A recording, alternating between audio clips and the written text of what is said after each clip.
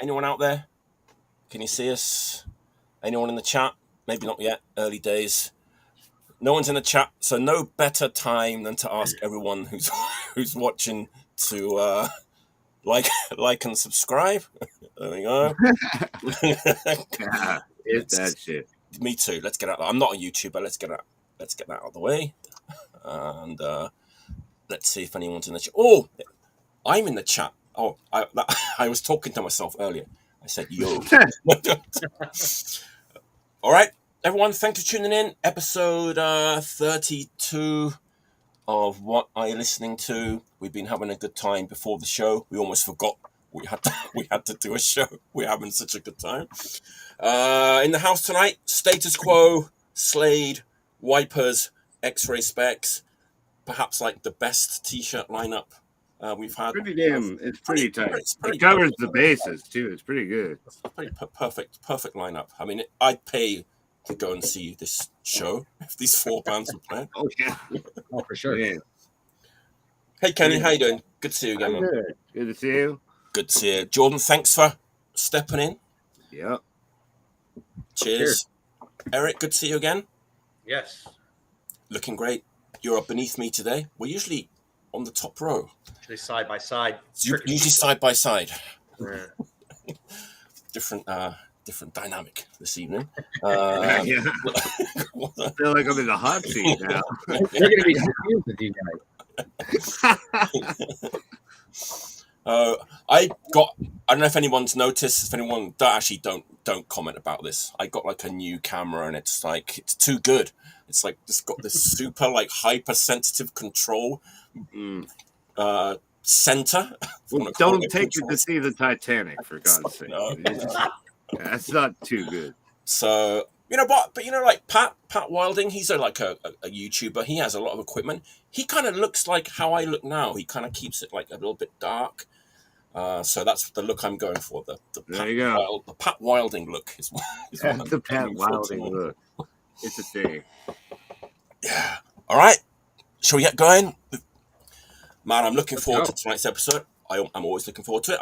I can't wait to see what everyone's got tonight. We've, of course, as usual, 5 records each. We're going to have a great time talking about. I've got quite a good variety tonight. It's been tough this week.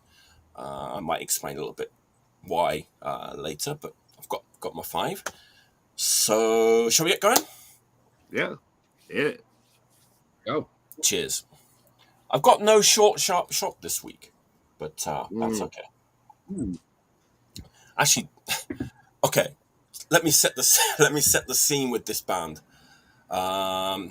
Imagine, if you will, Joe from Infest, but like he was born like in 1958 in Australia, and he kind of formed a band in the mid 80s, like a Sharpie band. I think this, I don't know, to me, this is kind of what that band might sound like if that had have happened. And I love this band, and it was really hard to get this record. It's the first time in like 6 or 7 years that I've had to order a record from like, outside of Japan. But I just had to get it, and it arrived a couple of weeks ago. I'm talking about C.O.F.I.N. Oh. Man. Jesus Christ, this is like such a great band, such a great record. If anybody doesn't know, they're an Australian band. They've got like 3 records out. C.O.F.I.N stands for the Children of Finland, fighting in Norway. Anyone familiar? That's a mouthful. Kenny? I've heard of them. Yeah. I mean, it's kind of like I've heard of them. I've heard that record. Oh yeah, yeah. I've heard that record, and I've heard there's some. I don't know if it's like a demo record, but it's kind of like a raw recording of them. Right. I think it is like a demo 12-inch or something. Oh yeah, I kind of forget. I kind of started seeing people talk about them in England, who like friends of mine who'd been to see them. Like, God damn, this is like the best band I've seen in years. And I saw some live footage, and it was really, really incredible. I mean, there's riffs all over that shit. You know what I mean? Yeah. And they've Like got they're like definitely proficient and good. You know what I mean? They're a little more on like the metal side of things, than I'm like way they're into. really hard to But if you're pigeonhole gonna do it good. because they have like all these influences, but they kind of Mm-hmm. all come together like seamlessly. Yeah. It's absolutely like seamlessly. So Yeah, you've got like that's a the hard thing to do. Australian punk. There's a bit of Rose Tattoo in here, some Motorhead, and then there's some of that like Cro-Mags infest in here too. But they do it like it's not distracting because they do it like so well. It's so and that they got like a singing drummer, and if you watch him, he's fucking incredible because he pounds like the shit out of the drum kit, and it's pretty amazing to see. I hope they come to Japan, but they played in the States with Amble and the Sniffers, right? Yeah, they did. Yeah, I did not see them though. Yeah. So already people. I don't think it came to Pittsburgh at all. Okay. And they one of the members of Amble and Sniffers like plays on one song on this record, but don't let that put you off if you're one of those people say, "Oh, Amble and Sniffers, blah blah blah." This is a great rock and roll band that you're going to have a good time with. Like really, really great band. You said they're Australian? They're an Australian band, and they also have like we don't often kind of go too deep into lyrics and stuff here, but they sing a lot. I mean, this record was made on Gadigal land. The Gadigal clan of the Eora Nation are the traditional owners of that land, and we pay our respects to elders past, present, and emerging. Sovereignty, it's like they have these kind of lyrics, and it's funny because they look like these like Sharpies with like mullets and stuff, but as long as they're not bogans, man, you want to be safe. Really great band, but they have this song called White Dog, which is honestly one of the best songs I've heard in like the past 3 or 4 years, but it's not on this record. That's like an older song. I guess the hit off this is Fast Love. They have like a video for it. That has like the kind of almost like Motorhead kind of riff on there with like just this incredible like drumming on it. But yeah, that's my pick. First pick. Yeah, the only one I'm like very familiar with is that first like demo. You know what I mean? Like, it sounds almost like, like I like it because of the recording too. Like, it's like I'm a sucker for demo tapes. I was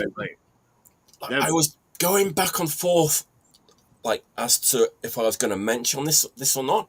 There was one thing about this record that I was disappointed with, and that was like the sound of it. It doesn't capture them really, like the energy of it or something. Right, and the drums. The drums are a huge part of this record, and they sound like kind of a little bit like wet triggered or something. It's not like that. They're a little bit like in the background, a little bit. But I've not seen anybody else complain about it, so maybe it's just me. But yeah, either way, freaking great. Yeah, absolutely. C.O.F.I.N. Check it out. Came out a couple of years ago. Cool name. Their records are hard to get though, and they're all out of print. So it's kind of is it put out in Australia? Yeah, but like I heard, they're all gonna kind of get repressed. I think they kind of got big. Like I said, I was gonna say they're pretty big. I can't see why they wouldn't be repressed. Like, I think they got someone will scoop that up and put that out.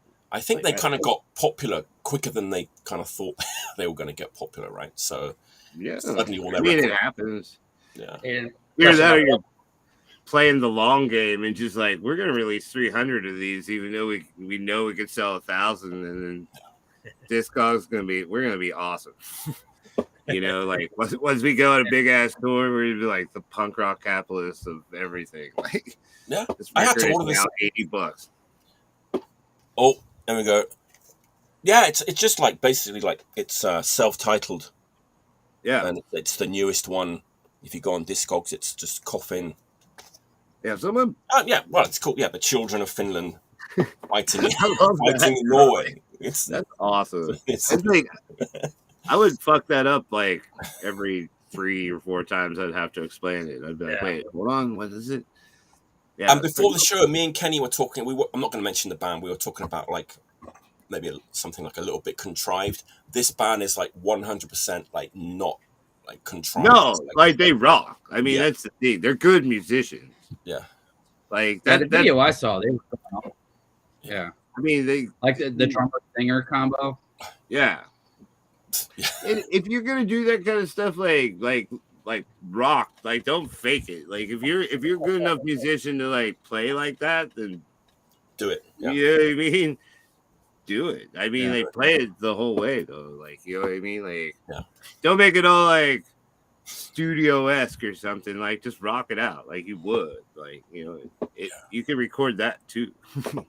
You know, like I like when bands sound like that. Like they're in the room with you or something. Like, Yes, exactly. because like you could be sloppy, you could be completely clean. You know what I mean? It just all depends on like, you know, the delivery, the way it sounds. You know, it's like I don't want to hear some like chopped up record. That doesn't sound like cool to me. But you know, It's funny, like just the drum fills he does and stuff. It's like Jesus Christ. It's like really. But does he have a job? And he's like No. sitting there. He's like Phil Collins. All right, let's move on. Coffin's my first pick of the day. Kenny, All right. what you got first, man? I'm Well, looking forward to this one. someone posted the other day, Larma. Oh, It might have been you, Erica. The Larma LP. Yeah. So then it made me dig to find this beauty, the Stress SS EP, which was Jonas. He did a project right before he did Larma, and they did this Fest record, which is fucking insane. Like, there's not too many of them, but like, it's like that super fast. Like, the recording is super clean. Every song is just like wham, wham, wham. It's like perfect Swedish hardcore, you know, like for a project. Like, I mean, of course, like he got some musicians, they play K-Town, they've done some shows, but like this 7-inch, like if you can find it somewhere cheap, like grab it. It's so good. Stress SS. Stress SS, right? Is the name of the band. Yeah. Is it kind of noisy? No, Is it kinda it's noisy, actually or? remarkably clean. Like it's like really It smacking. looks raw punk. It does, raw but it's punk. really not. It's like if you took like the first like C.O.F.F.I.N and stuff like that, cleaned up the guitars a little bit, gave it a little more punch, and like gave it Skit Kids tone with C.O.F.F.I.N kind of style. You know what I mean? It's the guitar player, so he's gonna do that. You know, That was a great description.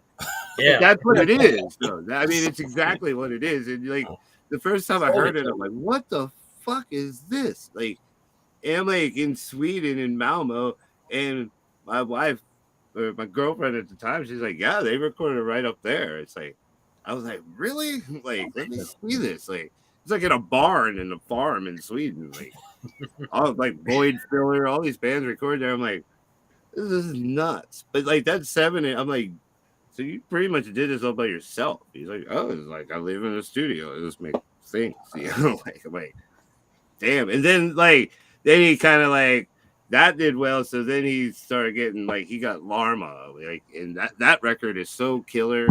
Like, it's like I think it's a perfect record. Like, every song is killer. The way it sounds is great. The sound quality is like a little rawer than Larma, but it's a little more ferociously fast.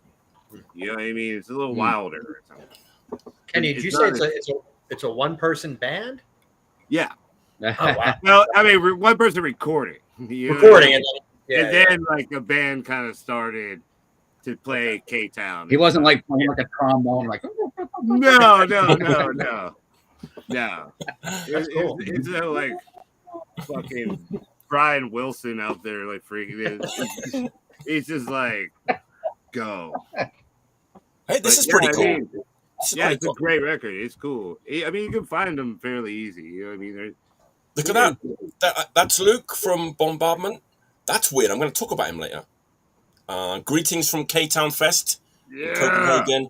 He said he just bumped into Jonas of Stress SS tonight. Give him a Great kiss guy. for me. Man, there's so many coincidences already. Ask him if he has any more of those records. I want one. Yeah. Go to the post office. Just tomorrow. ship those over here. Yeah. They're fantastic. You know, like I would play it for people, and they're like, I wow, like because there wasn't really many over here. It was kind of just released in Malmo, like you know what I mean? Like, yeah, I mean, like I never saw it until I went over there. You know, it was like, what is this? Like, holy shit! Like it was like punch in the face kind of shit, but really great production. Like it's raw and it's like the songs are really good. Like, but yeah, Skate Kid's guitar sound with like C.O.F.F.I.N kind of thing. Like, I mean, to me, that's about as perfect as you can really get. Like right now, like that's like awesome. And you found that record in Sweden. Susie had it. Oh, Susie, yeah. And then he gave me one. He gave me this one, and I like. Oh, okay. Yeah, I was just like, I have to have it. I will buy that. He's like, you can have it. I was like, okay. Like, I need it though. I'm not leaving without it. Like, the thing was banging. Like, you know, when you hear what like a friend of yours plays a record, you're like, where did you get that record? Like, what is that? You know what I mean? Like, that's like the first thing. Like, how do I get that? Like, you want to sell it? Especially if it's like something local too, that like, you know what I mean, like doesn't make it outside of a thing, and you're like, you show up there and then you're like, what the hell? And like never heard of like a band that you should hear of, like because they're so fucking good. I got another one of those too, like in my pile. So cool. All right. That's a great first pick. Jordan, what you got for us? All right. Well, this band, all of us should know. This record came out in 2002. And then one of the reasons why, I mean, I play this record all the time, first of all. But one of the reasons why I wanted to showcase it, because I kind of feel like it should be a classic record.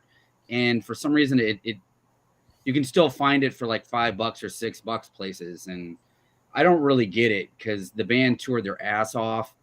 And they're just like probably one of the best bands of that era.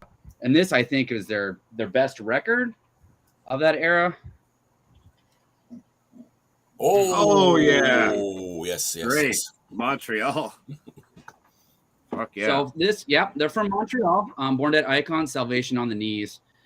Absolute perfect fucking record. I feel like they hit their peak in 2001 where they put out this and the Modern Plague EP. But this is just phenomenal friggin' record.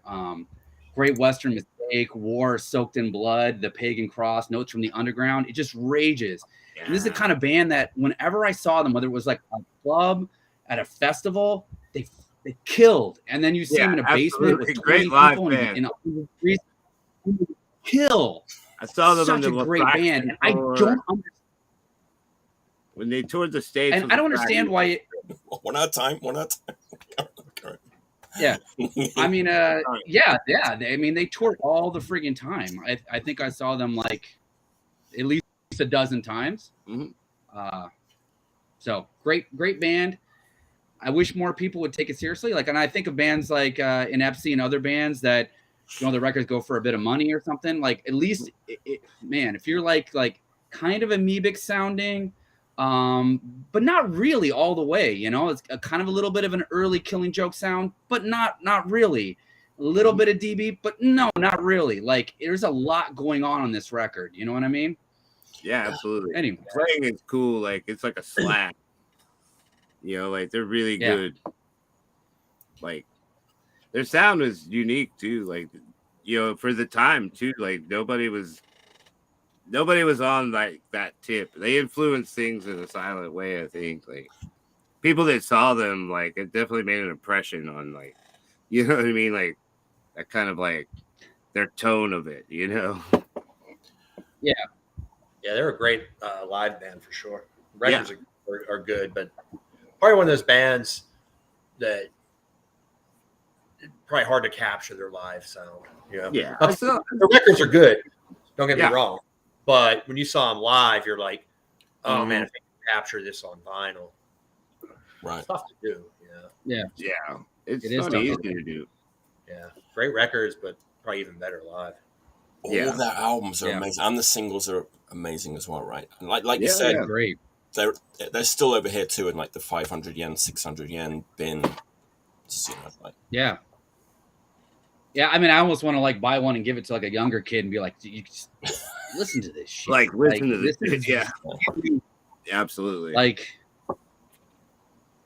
put down whatever's popular right now and listen. Inspired me. Yeah. Yeah. No, Cool I name. agree. The band was Born in fantastic. Icon. That's a cool name. Yeah. I saw them with Fraction one time, and it was us. It was awesome. Like, just both bands were so good. They'd been on tour, and just like they were hitting it so hard. Like that was insane. Like, That was Yeah. Kenny, that was at Roboto yeah, with Caustic Christ and Impulse. in Impulse Items. Ricky's Yeah, because band. Ricky, it was right before Ricky was moving back. Yeah, he's still in San Francisco. That was Halloween night. It was like a weird, like kind of almost last minute show, a Halloween night. It was thrown together maybe a couple weeks notice. John Van Hoos, who played guitar with Impulse Items, Van Hoos, it was in Nigel Peppercock and Medication Time. Like, there's a blast from the past. The greatest record covers of all time. yeah, probably just popped into my head as soon as you said the name. It's just like the best T-shirt I've ever seen. A unicorn on a fucking rope leash by a guy with a Sonny Bono mustache and like Daisy Duke shorts. Like, that T-shirt is so cool. Like, I was like, what the fuck? Like, but Yancey, like he's a good friend of mine. Like, I love that guy, but yeah, like he's just like, you got to come down here now. Like, you have to come now. And like, I had met Ricky, but I didn't know him. But that was kind of like, because he was like, I'm gonna move back to Pittsburgh eventually. You know what I mean? They did a tour in Europe with Submachine, and then like, I think that was like right around that same time. And then Ricky's been here ever since. Yep. Nice. Right, 3 hits and 3 so far. Eric, what's your first? Yeah. All right. This is a record. It's pretty new. Came out a few months ago. I posted it in the Facebook group. And Spanish band. It's Tarrega 91. Made me mispronouncing it. Tarrega 91. This is on everyone's favorite label, La Vida es un Muse. This record. You got there you go. Sold. What's that? Sold. I bought that because of you, actually. Yeah, there you go. Yeah, this. I mean, I definitely want to recommend this on Facebook tonight on the show. Great, got to get this record. Everyone got to go out and get this record. It's so good. It's just. I mean, they're a Spanish band. They definitely have that like European sound, like old school European. Like, when I first heard this, I was like, oh man, they could totally fit on like one of those classic international comps, like the Peace Comp or Welcome to 1984, Maximum Rock and Roll's 1984. And then I was like reading the description that Paco did from the label about this, and he mentions that he's like, oh yeah, they totally could fit on the Peace Comp and Welcome to 1984. I was like, told you.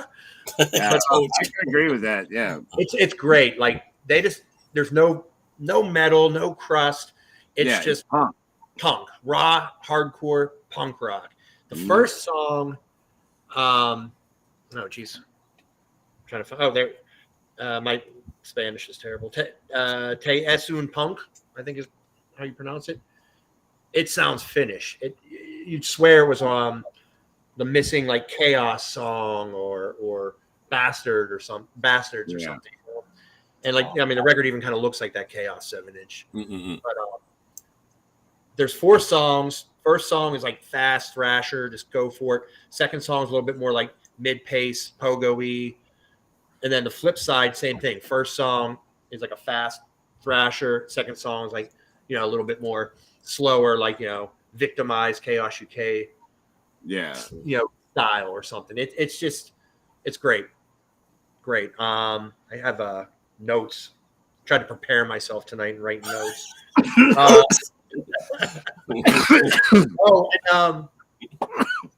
If these guys, I don't know if you guys have ever heard of like Calavera Punks. They're like a collective or a group of people or something. Yeah, they do like t-shirts in Spanish. They do a lot of t-shirts. They make that sick ass discharge soccer scarf, which I have. Yeah. And which I don't know if you can see in the photo. There's the band with the discharge scars. So Nice. they're kind of involved. I don't know if members of the band are part of that Calavera punks, or if they're just like friends, same city or something. But that's I think how I may have first heard about this was on their Instagram. They had a picture of them or something. And that other band, that Iriel band, another Spanish band. Yeah, like yeah. they're always like posting photos of those bands live and touring with them, and they print their T-shirts and stuff. So Cool. Yeah, really cool stuff coming out of Spain right now. And Yeah, this is definitely one of them. I almost put that in my pile too. Oh, yeah? You might. Yeah. I was like, because you posted it, and I was like, I ordered it, and I was like, yeah, that I love that. That's awesome. But they do like the solid white label, like a lot of the Swedish Finnish bands did in the '80s, and yeah, this is great. Cool.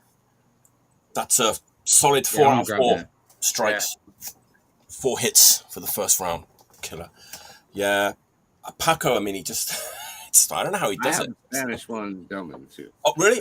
Cool. Yeah. I've got a Swedish one. Actually, it's next to my pile. And it's new. And we've kind of talked about this kind of style of music before a little bit on the show, which is that kind of like poppy punk, a little bit post-punk, like poppy punk, but with this like dark feel to it. And Sweden seems to be a country that's like really good at that. Yeah. And I think I posted like Vanna Inget, or talked about Vanna Inget like a couple of weeks ago. It's a great band. And, I always really like this band. I don't know if you guys are fans as well, but Terrible Feelings. Yes. Yeah, I do like Terrible Feelings. Great music. Terrible Feelings. But they broke up, right? So Terrible Feelings broke up. They broke up, and great band. I don't. It's really hard to explain. It's like this kind of poppy, upbeat, kind of happy, but it's like got this dark side to it. Like it's like melancholic feel. And someone said like, I don't know who said this, but it's like suddenly everyone in Sweden like discovered the Wipers like on the same day or something. Like all these like kind of dark melodic bands were formed. I don't know. That's just what someone said. But the good news is, the vocalist is like doing like solo stuff now, and she's just put out her first record, and it's a killer. And Luke, who we were just talking to, he recommended me this record, and it's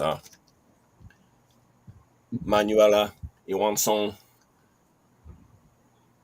Dark Tracks is the name of the record. It came out a couple of months ago. Kind of follows on from what Terrible Feelings were doing, but it goes even like more in like the pop direction, I want to say. But then it's still got that, well, it's called Dark Tracks for a start, but it's like still got that like kind of dark feeling to it, even though it's like much. She looks intense. I mean, this is, this is probably my most played record of the week. It's completely like, it's self-released on her own label, Lack of Sleep Records. Every song is like a hit single. It's unbelievable. Like the songwriting is fucking incredible. I'm a sucker for that. Right? She's an amazing singer. And I've seen people, like saying things about this record, like about, it's like The Cure and stuff. It doesn't, I don't think so. Like, people always got to compare something. Got to compare it to something, right? I don't know. It's all perception of something, right? And I didn't get that at all. It's like it's probably just the elements of like dark and poppy. That's it. Kinda I think kind of like the latch point. Yeah, so I think so too. But for me, and actually Luke said this too when he first. I mean, he posted it on Instagram, and he was like just like super excited about it. And I trust him; he's got like really, really good taste. So I was like, okay, I got to find this. And nobody in Osaka had it, so I asked Kazu at Punk and Destroy, and the distributors that he worked with didn't have it. He messaged her directly, I think, on Facebook, and he was able to order like 6 copies like directly. That's like pure like DIY punk style. So he has a bunch of copies now sat in his store. I think I'm the only person that's bought one so far. Go out and buy it. It's just a great, like, dark, upbeat pop record, just full of hooks, full of melodies, and full of great songs, and I'm a sucker for a great song. So, Me too. Cool. And it's new. It's probably going to be in my top 10 for sure this year. Cool. So if you like Terrible Feelings, it's a kind of I do no-brainer. actually like Terrible Feelings. Yeah. Like Masa Starry. I like a lot of those bands actually. Yeah. I don't listen to them a lot, but when I hear them, like I go on a streak of it or something. Like, you know what I mean? Like they're kind of like songwriting wise. I'm always like, oh, it's cool. Like they always have like cool guitar things going on, but they always have very strong singing, and it's like, you know, that's a thing. Like, I mean, it's really Actually, really... Jordan and I were just talking about that this morning because I got that Harula. Yeah. Which is like I don't know. Harula is like Robert Harula from Mass Hysteria and the Vicious, right? Yeah. And kind of he went solo. Well, the Vicious, like, you know what I mean? Like that there is like the rawer version of it. You know what I mean? So I'm thinking, if he got big, then surely. Yeah. Surely. That's why I'm proud to live in obscurity. Hey, look at this. There you go. We're selling copies here. Selling copies. There you go. Plugging that. There you go. Thanks, man. You're gonna start sending us copies now. There you go. Oh. Killer record. Yeah, I'll have to check that out. All right. There we go. All right, Kenny, what's your second record of the day? All right, I went like Pittsburgh on this one. Did not know that. Because I was telling some kid about this record, and I was like, there's like a lot of good bands that like I didn't get to see them, or like I got to see them like once or twice or something. You know what I mean? But like the records were fantastic, and this one here, Doom Watch.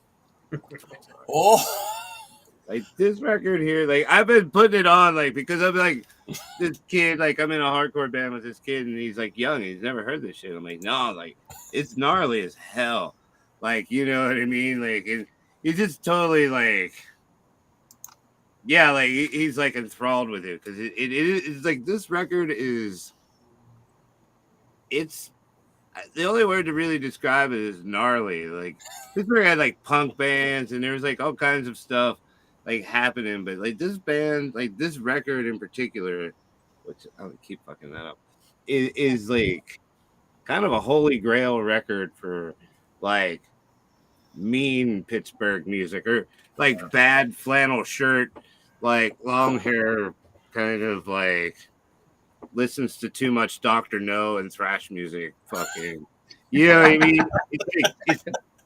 And like I remember like it was like one of the first shows I ever saw, and they were like big as fuck. Like I mean, like they were like, well, Dan Klanzik, the singer, wasn't, but like Big Jeff was huge. Like the dude like had this like hair. Like I mean, they were just like they were imposing to me as like the time that I saw them. Like I was like, whoa, fuck, like, and like, yeah, like all these years later, I like put that on, and I'm like, that's pretty fucking bitchin'. Like it like stands up like to a lot. It's like Under the Knife by Half-Life or something like that. It's like I love Half-Life, but that's my favorite shit right there. Like that's like the full on like that's where it's like the most gnarly or potent or something. You know what I mean? Like the cover looks metal.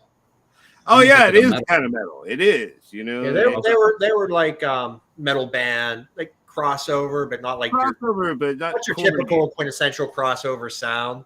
They were definitely like three metal dudes. The drummer was like a punk guy.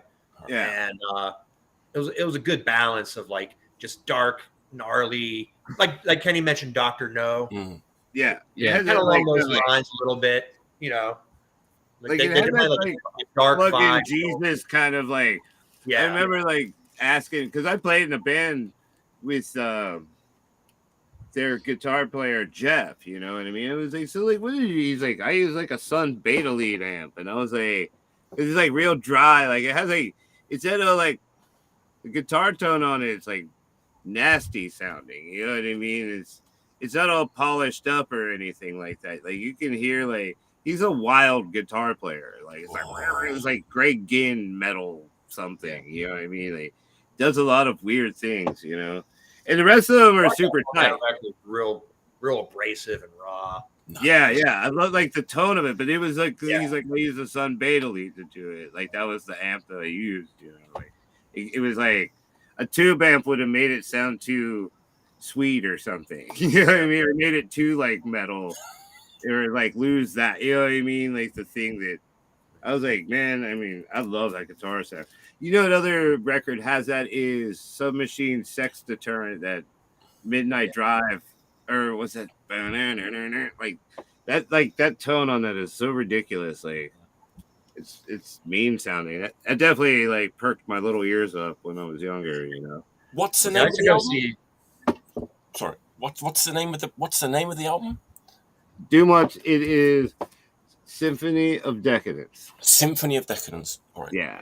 And you can find them, like, you know what I mean? Like, I've had this one forever, but yeah, I was like playing it for some kid. I was like, yeah, you should check this out. Like, you know what I mean? Like, there's some great riffs on this. If you know what I mean? Like, you can find this on the internet and listen to it, and, like, figure out some riffs. And he's like, that record is sick. I'm like, it is, isn't it? Like, I had listened to it for years. So I was like, yeah, it is sick. I'm gonna play it like 3 or 4 more times and like drink beer on my back porch or some shit. Like, yeah. I was gonna pull that. I was gonna have that as a backup. Oh yeah. Thing that's going on tonight. It's oh strange. my lord. I was like, man, if I pull this record, Ben's gonna go nuts. They're great. I mean, I used to see them all the time in the 80s. Yeah, I saw like the Tony so Urbanic lineup a bunch. But great. like this lineup I only saw like twice. I mean, like Jammin' Skates, and I saw them at like Digs Banana. But then it was like Dan Clans that quit, and then Tony Urbanic joined, and then they put out a Crankin' 21 7-inch or whatever that was. Yeah, it's all right. It's not like that. That is way different. Like, but you can't beat that Klasnick stuff. That's so cool. They were great live. They used to do this whole thing. Like, even I think the insert of that record is a live photo of them with Metal Mike on stage singing, and it has like a caption like, our stage is your stage, or our stage is yours. Something. And their whole thing was, if you knew the words. Oh, no, it doesn't. I don't have it anymore. Yeah. And like people from the audience would just jump up, grab the mic, and sing entire songs, you know, word for word. They know all the lyrics. Wow. And they welcomed it. You know, it was cool. Yeah. Their live shows were they're like the people's like crossover band without being like dorks about it or something. Great. Yeah. Great guys, great people. Yeah, absolutely. Sounds. I mean, Jeff is still one of my best friends to this day. Yeah. You know what I mean? Like, he's like a big brother. Yeah. He's a great dude.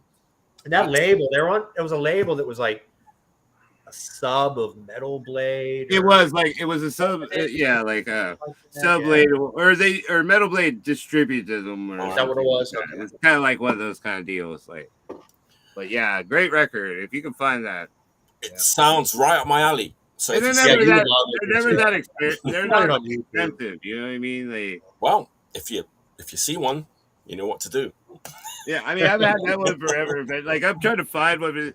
This dude did like was his band recorded at my house. I was like, man, you would really dig this. Like, you should listen to this. And like, I pushed that record on a ton of people.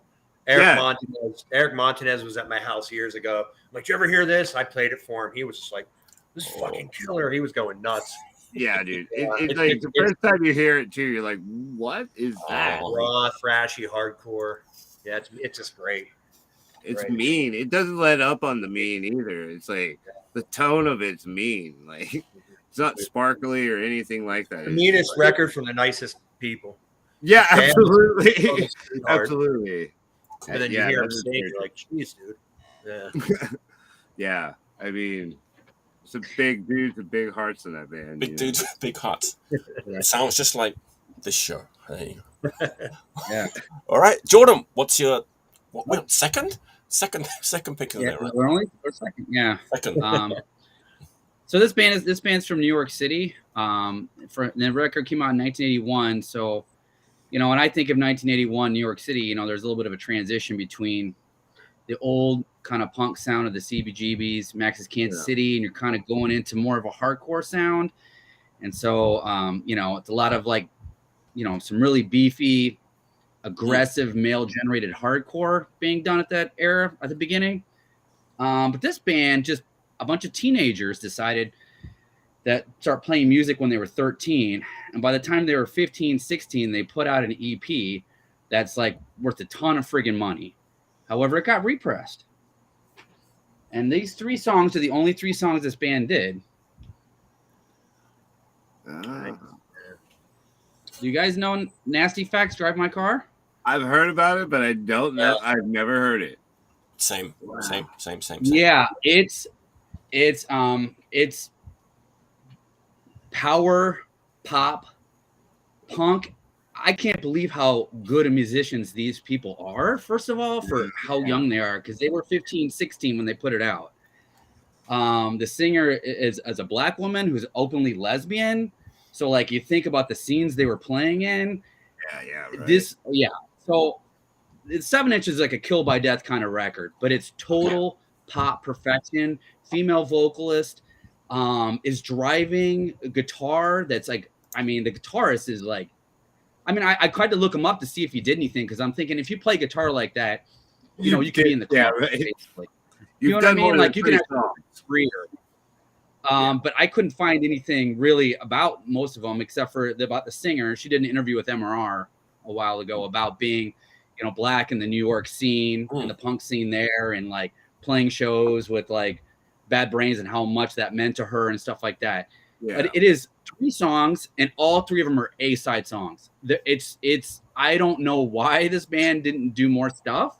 I guess he just grew up and went to college or moved away or something, but it's every song kills. Lyrics are great. Musicianship is great. It sounds like it could be recorded today. Like, that's how well the musicianship and recording is on it as well. So it's great. Unfortunately, they did a repress on this Left for Dead, and they did 3 pressings of it, but they only did like 100 of each. So I got one, and then I looked it up to see, like, okay, so this has to be still available. They haven't repressed it. And this came out in November of 22. The original record came out in 81. And so, I was looking to see if like they're going to repress it. I don't know. But I mean, some douche is like selling it for $125 on Discogs right now. Yeah. But I guarantee you it's out there somewhere. Like, you're going to go through a bin and just like be like, whoa, and just pull it out. Because I bought it for $15 or something. It wasn't particularly expensive from the label. So. I feel like Disc Union, that's the kind of record that Disc Union might have a few copies of. I'm going to look it up. You should get it. It's perfect. I mean, honestly, like, I'm thinking about the era of 1981 and like putting out such a poppy record and being in the punk scene, mostly hardcore scene. Really, I mean, they played with the Simulators. You always have to be so good to do that or something. You know what I mean? They deliver like a powerful performance, a hardcore level, like energy or something, but like playing your music or something to fit in. But you're so melodic, you can still play with these bands and like hold your own. It's like I feel like hardcore is about energy. You know what I mean? See, if you're even a band like that, but you have that energy to go with that, you know what I mean, to like be with that hardcore, you know what I mean? Like, that's like it's great when you see a hardcore show and there's like one band that stands out and they're just like, they're kind of more melodic, or they have some like weird thing to them, and you're just like, yeah, that made the show fucking sick. You know what I mean? Like all 3 other hardcore bands were fucking great, but like that one band is like, holy shit! Like, did you see that? Like, that was cool. Like, you know what I mean? So that question, I'm not familiar with anybody else using the artwork. I know that it's a very popular record. I mean, I think of like early pop punk bands that started to kind of bridge it, like the Descendants. Obviously, in England, you had like Buzzcocks, and that's a little bit different. But in America, coming from like more of a hardcore scene, like to have this come out in 81, it's kind of similar to maybe the Descendants having like Milo Goes to College come out. Okay. Like, it's that kind of like, whoa, like, what are we going here? Yeah, right. Unfortunately, it's only 3 songs. But if you like the Brat or something like that, you like real strong power pop with hooks, incredible musicianship, you'll love it. Yeah. I want to check that out. Definitely want. We're on fire tonight. Yeah, it's like I have to. Now I'm kind of worried about my 4th and 5th picks. I'm like, Jesus, I can't. We'll see. Okay, Vincent says that artwork might have been used on some like compilation LP, but Yeah, it doesn't surprise me. Yeah. I mean, I assume it's original artwork for the band. right. But you know how Kill by Death artwork, you know? Yeah. I mean, like the same Japanese record cover like pops up like on 85 different comps in the US or wherever. Yeah. Kind of like that thing. All right. The All right. great And he's probably hits. gone to the bathroom. You know what? I said I was going to have it. So I want to go too, but I'll wait. Eric, what's your next pick of the day? All right, my next one is a newish record. I think this is from like 3 years ago. Mm. It's a band from London, British band. Ooh. I bought this probably like 3 years ago. A friend recommended it to me. He's like, "You're gonna love this," and I did.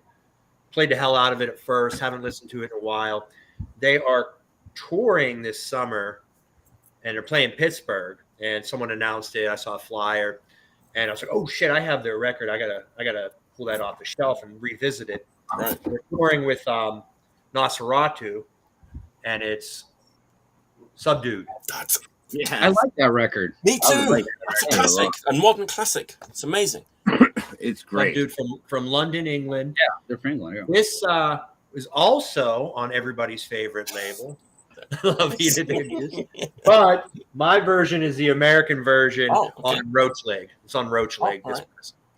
But there's also one on La Vida. I think it was originally pressed by Paco, but this one is the American one. So And they're man, playing- this they're record playing- it's freaking great. It's just classic 80s anarcho punk. You know, this is like the Missing Mortar Hate Records record. You know, it's Yeah. more Mortar Hate than it is Crass Records. Yes. I mean, It is. it's mean, heavy. Obviously, he has an English accent because they're from England. And if he had any other accent, it wouldn't work. I mean, his voice is perfect. It's not crust. He's not like growling. You can make out every word. It's angry. It just sounds like a classic 80s British anarcho record. I do love that record. It's Yeah, great, right? The comparisons, like the first song, the more upbeat songs is like Icons of Filth, right around those. Mhm. It sounds like, you know, and then a lot of the other songs are like more just heavy, mid-pace, pogo-y, churning, and, you know, think more like Existence and Yeah. maybe a little bit of a mix thrown in. Fucking great band, great record. And like I said, they're playing here next month in Pittsburgh, and I can't wait. Like I can't wait to see them. It's gonna be great. So yeah, that's why I revisited. Like, I always loved this record for the past like 3 years or so that I had it.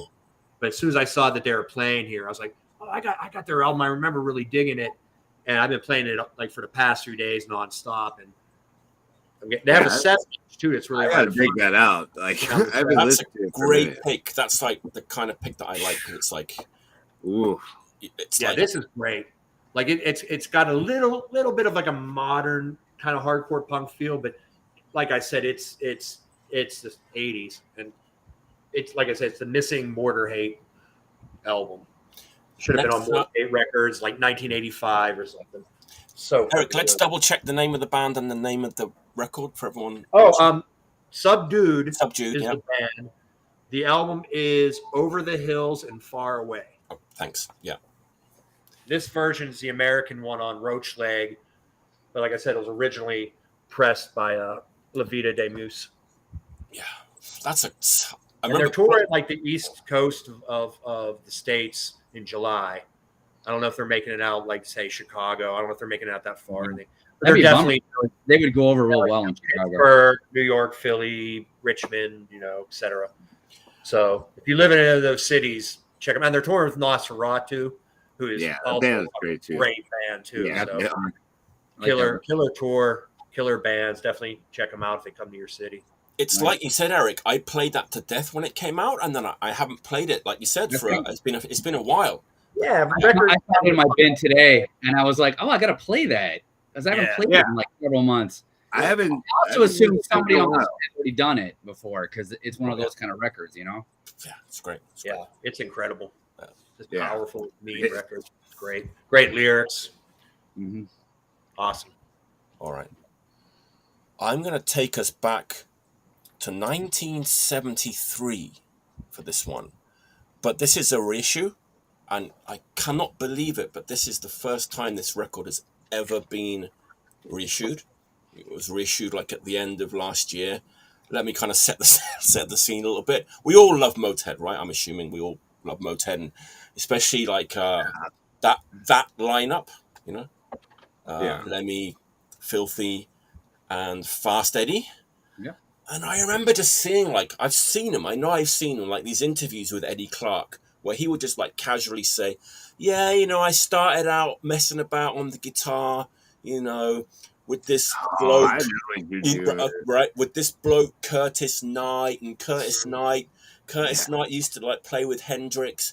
And I don't know why. I never investigated it, even though I've heard him talk about this thing. It's weird. I don't know why I never bothered to check it out. And then like a few weeks ago, a track came up on YouTube and I played it. I was like, Jesus Christ, this is fucking great. I'm talking about Curtis Knight, Zeus, the first record. Jesus Christ. I think this is probably the first record that Eddie Clark ever played on. And it's a very... It blows my mind, Kenny and everyone, that like this didn't even get released in the UK at the time, or the USA. It was only released in like Germany and Holland and maybe Norway. He had all these weird record deals, like, you know what I mean, everywhere, you know what I mean? Because he basically wrote songs. That's why he had Hendrix. He would just record these people. Right. And then he had like some like weird Dutch label put out a single and like years like here, like. Yeah, it was on... That's right. It was on Phillips, which is obviously a big label, but they just didn't bother like putting it out anywhere. And so it like just... they would feed it to the smaller markets. Right, like you can find all kinds of that stuff. Like there's the one Curtis Knight. It was like the Curtis Knight and the Funky All Stars. Oh, look at that. Yeah. But Zeus. Curtis Knight, Zeus. He put out 2 records. Right, the second one hasn't even been reissued at all yet. Like, luckily, you could sell that. I don't know why someone wouldn't put it out. I mean, it's a mystery. Luckily, this label is Sommor, which is a Spanish label. Like so good. Like I don't understand.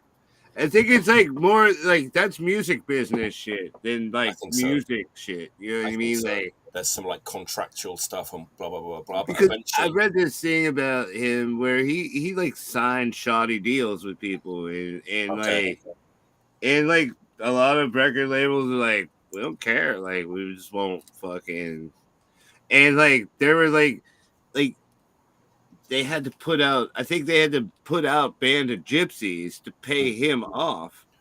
You know what I mean? So the Hendrix could be free because that's why they made it a live album. They didn't have to pay for a studio. It's like let's just pay a dude off because he's just like a pain in the ass. Like because he would record you and then he like owned a piece of you forever. You know what I mean?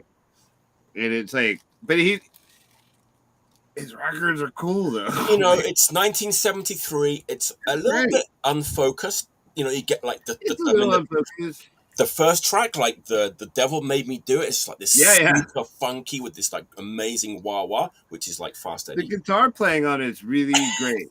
Like I'm a Fast Eddie Clark fan. Like I probably owe that guy money, but like I'm telling you what, like yeah, he can play that too. It's like it's surprising to hear him do that to like Motorhead. Like you're like, wow, like this is what I want to make. Yeah, it's like, you know, I want to make sure everyone knows that this doesn't sound anything like Motorhead, but what you do get coming through is these solos, which sound like great guitar player. That's what I mean. He's got the tone. Like he already had that tone in like 1973, and he rips these like. I made a Stratocaster on the spec of that shit. Like I am a nerd. Like I built a Stratocaster that is like pretty much like has the specs of Fast Eddie Clark. Like it has like a fucking wax potted humbucker in it. Like I love Fast Eddie Clark's tone. Like It doesn't matter whatever shit you listen to. It always sounds the same. It sounds the same on that as it does. The playing's different, but the tone is the same. It kind of gave me goosebumps. You've got these like kind of psychedelic numbers and these kind of more funky numbers, and then suddenly you hear this like fast Eddie Clark guitar solo that sounds exactly like it could have come off like Bomber or Overkill, and it's just like it's kind of incredible to hear. I mean, it's not the greatest record in the world, but for me as a kind of Motorhead fan, it's like it's a real joy to have this. But Yeah, that's cool. I want to hear it.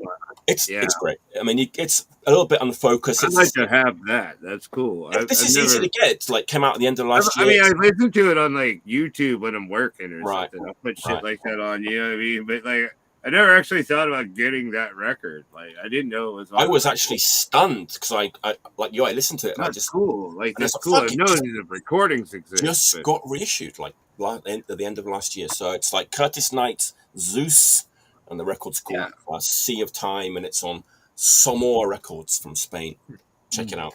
I Hit some early fast Eddie Clark. Because I've listened to that. Like I've kind of gotten into that, and like I would love to have like a physical copy of that. I was like over. I couldn't you know. It's like it just says like Fast Eddie Clark was. You know what I mean? It doesn't have like a record cover or it says it's like an actual release. Like I just put it on YouTube. It's just like some stupid nerd made this thing, and you know what I mean? Like, I like it. They don't. I like the fact, like, also like the hype sticker, like, doesn't really like mention him, which I kind of like. You know, it's like for fans of Motorhead, they could have done that right, and they didn't. I could have done that, but then you'd have to face like it doesn't sound anything like Motorhead at all, like except for some of the guitar solos. Yeah, but the rest of it, I feel is not absolutely not. No, nothing. Like that's like peanut butter and I kind of respect the label for not being tempted to do that, you know. So, I mean, I get it. Yeah. All right, Kenny. All right. What's your?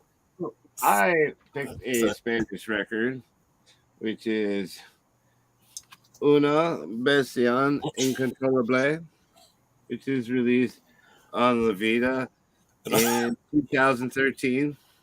It's very cool because like it's kind of right below hardcore. It's a very like it has a lot of like kind of Spanish flavored percussion, like the way that it's played out. It's not just like pop pop pop pop pop. You know, it has this really like kind of interesting textural way that they form this thing. It's not overly fast. The songs are pretty cool. There's like sounds happening in it.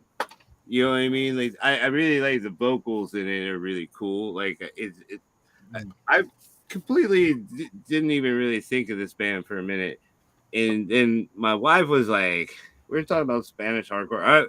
Listen to the I forget the name of that record, and I've spoken this Friday, and I was like, you know, like I love that stuff. She's like, you know, we have a copy of this record. I'm like, we do? I'm like, fucking shit. Like, I have to put that on. I didn't realize that we had it. She's like, yeah, you know, like, and like, now, that one. It means the Caledon. I think that's what that means. Tarek is the Caledon. It's the town where the band's from, and the 91 was a reference to some like huge riot or something. Yeah. 91.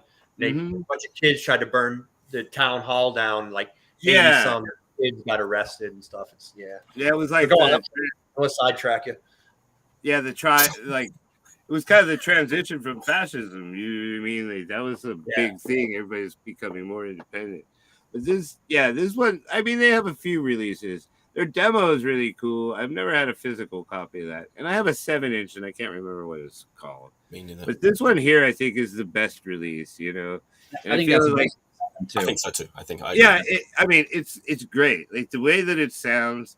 Like I hadn't thought about it for years, and it's kind of like the Doom Watch thing where I put it on and was just like, it has that same guitar player I think that was in Vision or whatever. Yeah, I think so. And he is really a cool great guitar player. Absolutely. I saw them live, and I just was watching him the whole time. Like he was so incredible good at all what he could do with his guitar. Completely agree with you. Like and like always like like on top of everything. Like the way that he plays is really Fantastic band. interesting, precise. Let's just double check the name of the band and the name of the record. Say it one more time. It's una Loud and clear. Loud and clear. Oh yeah, una bestial uncontrollable. Nice. And what label is it on? I'm terrible with my Spanish. It's really bad. That's a hard one. That's a hard one to pronounce. Yeah, I'm a fucking idiot too. Like I can't do that. What are you talking about? Like that's a great. I'm like, yeah, I can't pronounce your name, but you rule. Like, and, you know, just Finnish bands? Are you kidding me? Finnish bands? Like, do you think you could really say that shit? Like, have you ever gone to Finland? There's like, blah, blah, you're just like, like, yeah, it's insane. You know, the language is insane. Don't know. The street signs are like 12 letters long. You're like, yeah, stop. And they're mostly vowels. And you can tie a shoelace around your head. It's not going to make you figure it out. Like, you can't do it. Like, the way that record looks makes it sound even better. Does that make sense to anybody? I like that record cover. I think it looks cool. Yeah, I think it's great. Like, the whole thing about it. Like, I remember, like, psychedelic.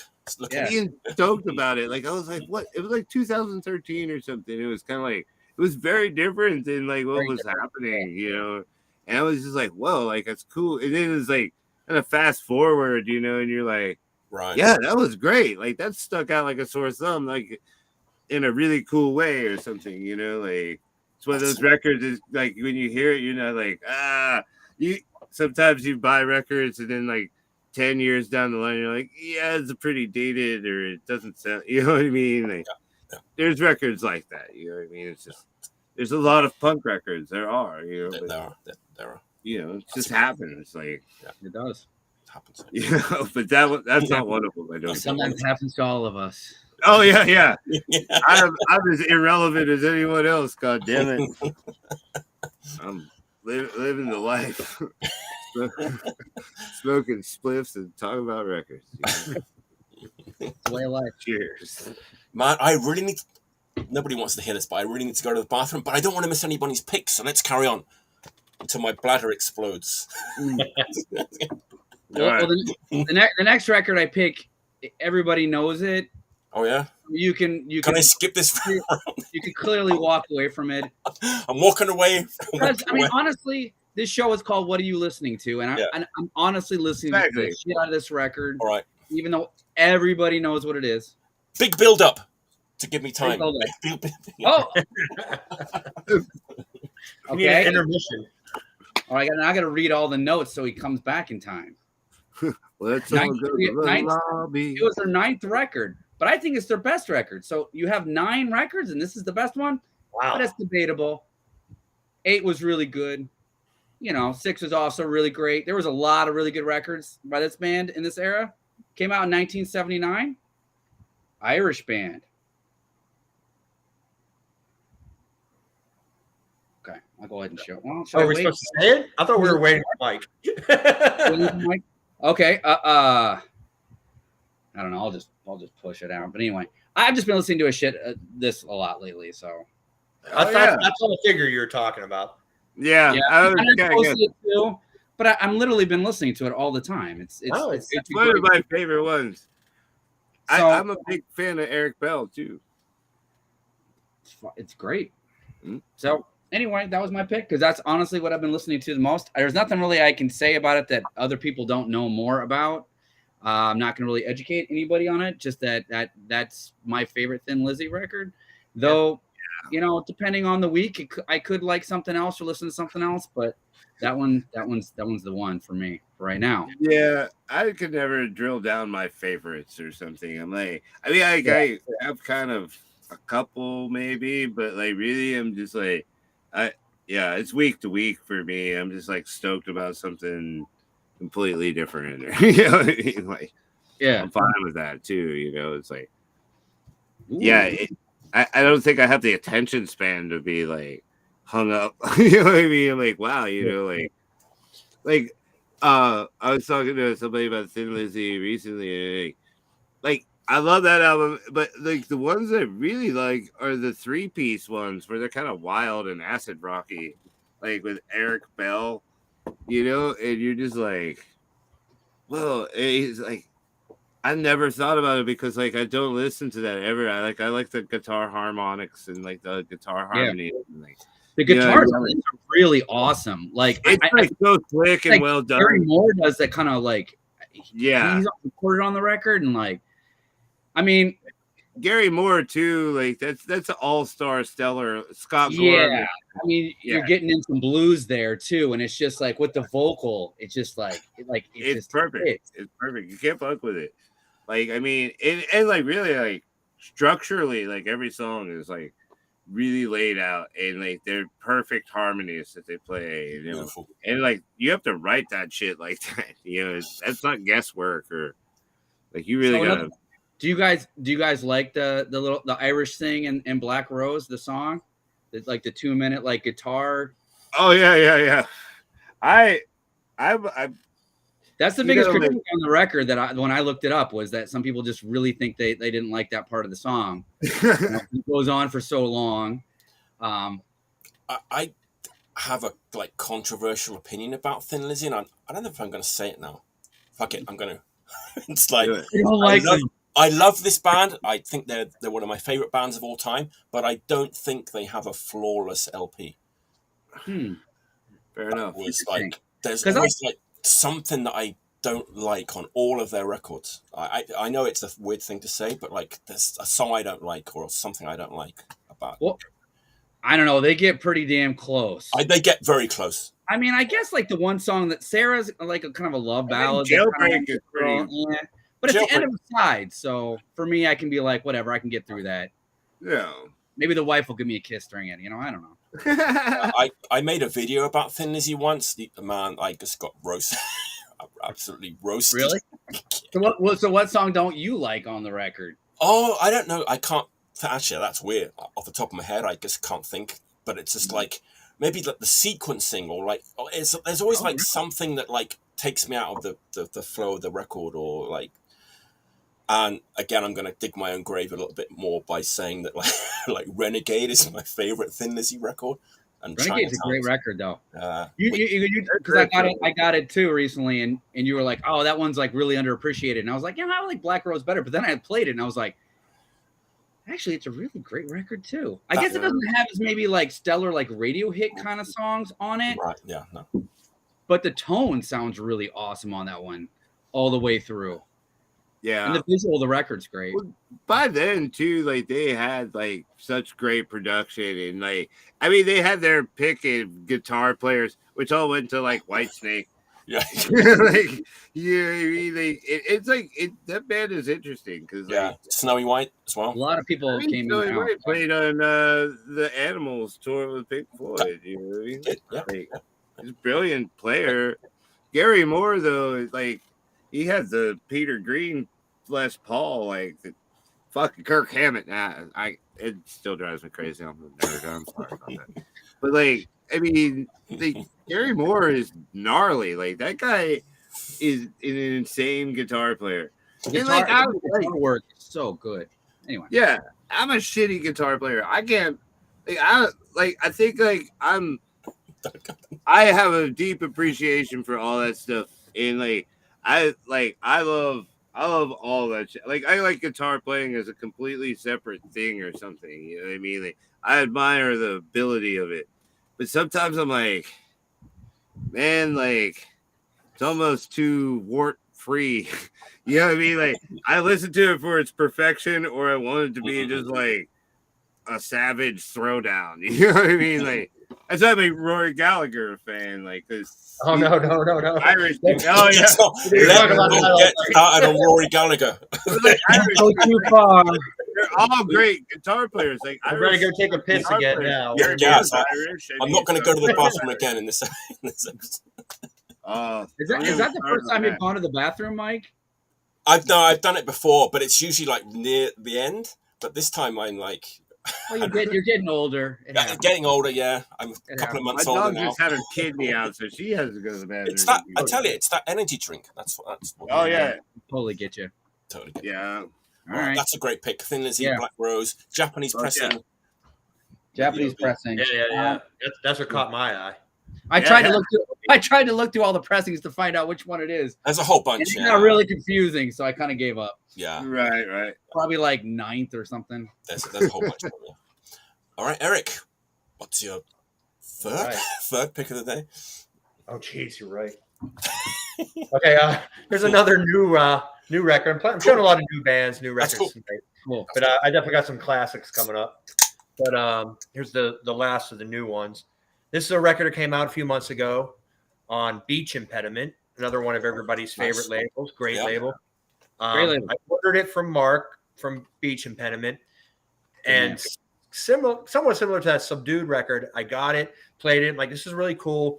It got lost in the shuffle in the back here with my records that the new records that I play and stuff. Kind of forgot about it stuff. Again, it's summertime. There's a million bands touring. Someone announces a show coming up that Scarecrow from Raleigh's coming with a Swedish band called Vidro.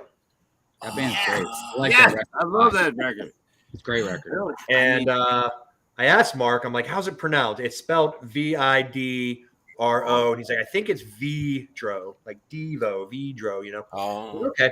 And the name of the album is, Kenny, you might have to ask Susie. It's like Gloat. I don't know. I believe.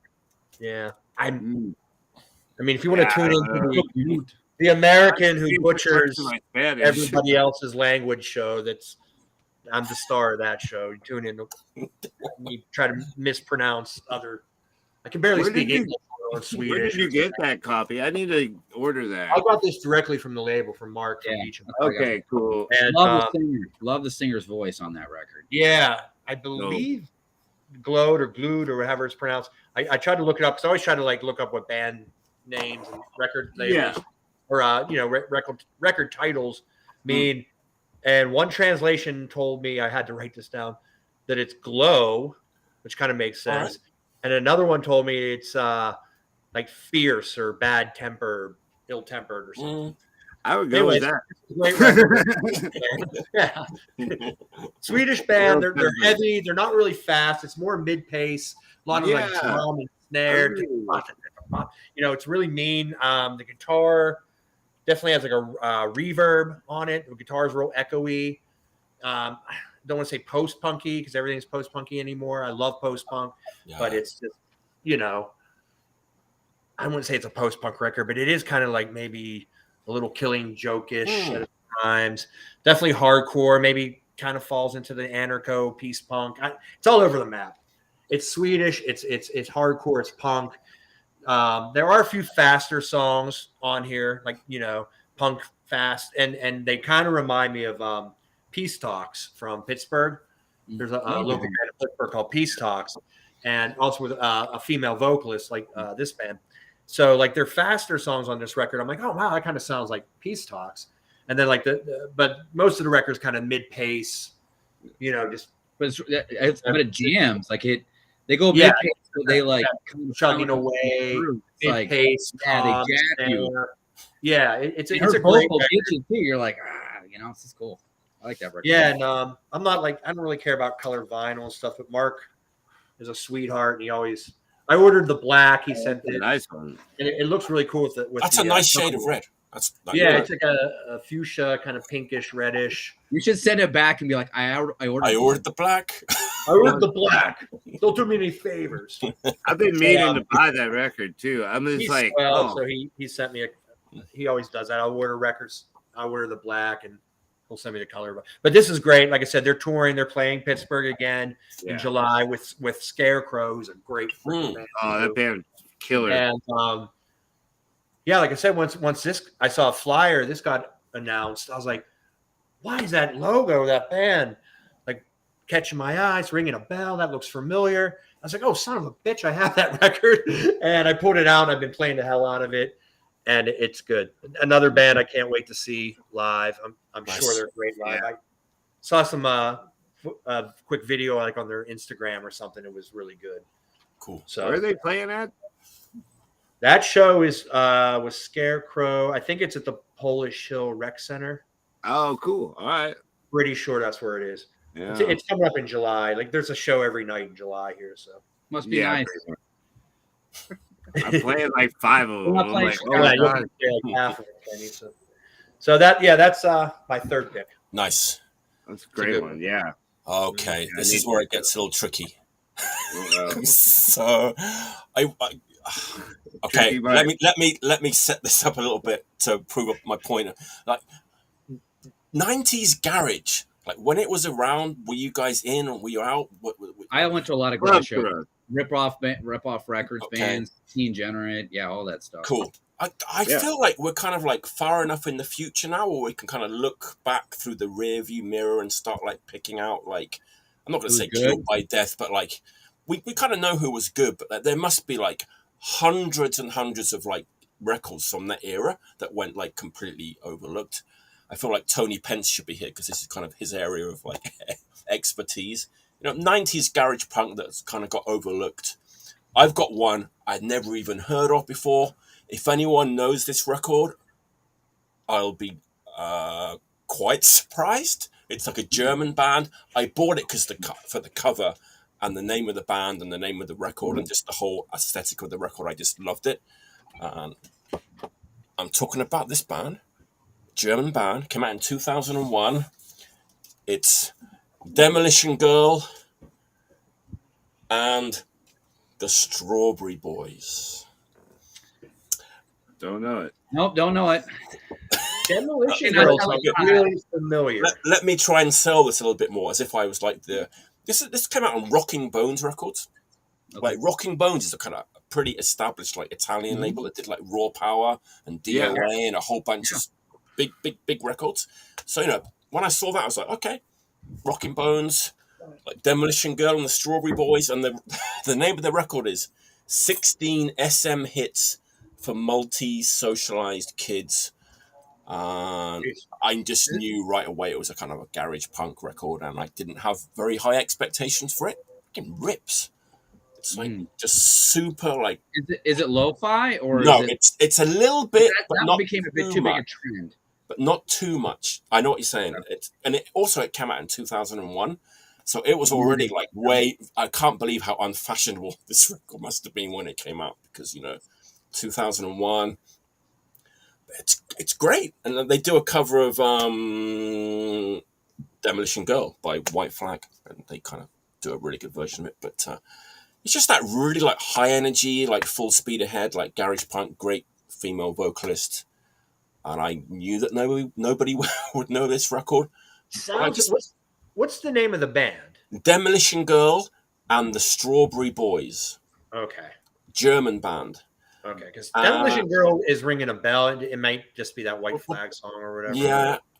And I think like she did another. You added all the Strawberry Boys. It sounds like every garage rock band and every other title.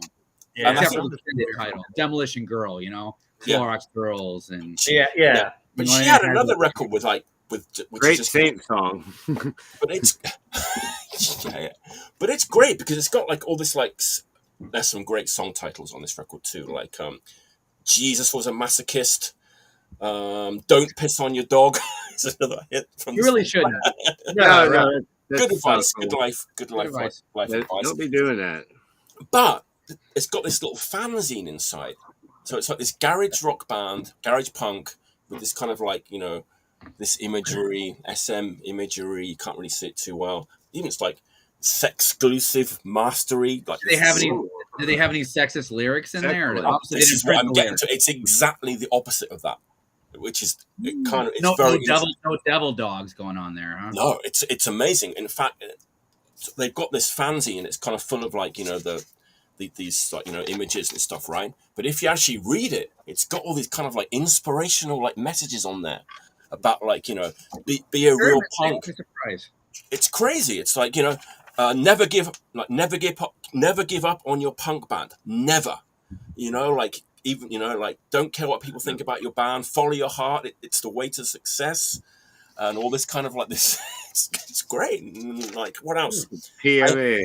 But I hate the scene, and there's a song about like commercial punk as well, like called "Hate the Scene." It mentions what's his name? Mike Ness is in there. They're having a go at Mike Ness and MTV punk and stuff. It's great. It's like chart breaker punk is useless. Pop shit on MTV. It makes me fucking sick. All this guy, it's great. Nice. Yeah, I like it. yeah. I don't know. All I about know. that. I concur. It's just this amazing like German band that probably I guess no one's heard of, but like with this kind of SM I've theme, never heard with of these it. like completely like punk rock like message, and they were like talking about Turbo Negro and all these like the French garage punk bands from the time that they were playing with, and it's just like it feels like a kind of really like DIY like underground like punk rock record. Mm. You know, if you take the word garage out of this stuff, it's just punk, right? At the end of the day, like a lot of this stuff. Sure. Yeah, Yeah. I Right. mean, at a certain point, garage is like a weird thing because it's like, Right. what is garage rock? You know what I mean? Like, technically, everything from the Germs to the Standells was garage rock at one point. You know what I mean? It's like, I when I was young, started like a mod rock band. Like, I played those like punk bands. Like, I love Chaos UK. I get it. But like, I mean, like, it was weird. That scene was like kind of strange because like you had a couple bands, but like there wasn't really like a big scene. You had to really like want to play that kind of shit because nobody was gonna like your band. Like we didn't play because people thought we like our band. Like we would open our set with Astronomy Dominated by Pink Floyd, and people would just be like, "What the fuck is going on?" Like, you know what I mean? Like, but like, Kenny, I love you guys. I mean, I had fun in that band. I learned how to play music in that band, but like, I knew it was gonna fail off the bat. Like, you know what I mean? But people were like, "Oh, it's garage rock." I'm like, "Is it garage rock?" Like, Yeah, I think I could count 5 as garage rock. Or it's funny. like, It's a funny thing that like, you know what I mean? Like, it's like such a broad term. it's like, yeah. I mean, there's some people that as soon as they see garage punks, oh no, Yeah. no, it's like no thanks. But you know, there's some great. That's my point really about this choice. Is like there's a lot of fucking great punk, which is called garage punk, that came out like Yeah, in the it's 90s. good fucking punk, or it's good music. Yeah, You know, yeah, it's like, good music. Yeah, yeah. I mean, I like the word punk, and like I like the I live as a punk and the aesthetic of it. You know what I mean? It's like whatever. Like I don't care, but like that's all punk to me. Like the Stooges are punk as fuck. Like Oh yeah. you know what I mean? Or like Status Quo. I mean, come on, Slave. yeah. I mean, it's I don't know. I like rock and roll. Like I'm a sucker for it. Like I'm cool with it. Like go ahead. Like All right. resist in any way possible. Like you know what I mean? Have sex, drink, like do whatever the fuck you want. Like don't Cheers. hurt anybody, but like you know what I mean? Like go ahead and live a life. Like don't be hung up though. Like because you're gonna. It sounds like lyrics from that German band right there. Yeah. I'm like writing my own. Quoting from the. I'm writing this all down as I'm going. You know, I'm just like You see me. I don't know. I've seen people pick music apart so bad that I'm just like, I don't know. I've listened to like 10 records a day, and all of them are completely different. And I would say they're all punk. You know what I mean? In some way. You know, like That was like my surprise, surprise pick of like the last few weeks because it's great. It's great record. All right, Kenny, what's your all right pick of the day? So, a month ago, my band Mower went to Cleveland, and we played with it was like a all-female Motorhead cover band called Motor Babe from Los Angeles. It's kind of weird. It's kind of fucking weird. But I mean, like we went out there and did our thing. But this band, Spike Pit, opened up the show, and they were fucking awesome. It was like these kids who just went up there and just belted this thing out. It was like so gnarly and there's some rock and roll on it, but this LP, it's cool. It's like it sounds like it can almost fall apart at times because it's like frantic shit, and they're just like going for it. You know what I mean? And they're from Cleveland, so there's that. You know what I mean? Like, and I partnered with these dudes all night. They were really awesome, but like watching them was great because like. Yeah, like they didn't give a fuck. They went up there and did their shit. They were cool, and like, yeah, I'm like a fan now. Like I was like, wow, like it's cool. Like I don't care how old I get. Like I love watching kids go belt some shit out. Like I'm like that's Sure, man. sick. Yeah. Like I get stoked. Like the shakes on it. Like I'm Yeah. like wow. And like it blew my mind. And then I took this home and I put it on and I was like, yeah, it's not as great as the live performance. Like you know what I mean? But it's recorded as well as you could capture that. You know what I mean? Like it's about as well as you could do in that situation. Like they did. You know, it's a great sounding record. You probably find it pretty cheap. But Spike Pit? Spike Pit, Bastard of No Future. Spike Pit from Cleveland, Ohio. And there's a big ass poster in it. I didn't even open that thing up. But yeah, it's cool. Yeah, I don't want to dig it out. It's like, well, fuck it all up. But yeah, if you can probably find it's really cheap. And if you see this band or you get a chance to, you should check it out because these kids are killing it. Like they're awesome. Mean ass hardcore and really like they're tight, but they have enough like slop in there that's like makes it real. Where it's not all, you know what I mean? Like they're mean in that shit, and like they have great stage presence. Like they're all over it. Like that's no poser shit right there.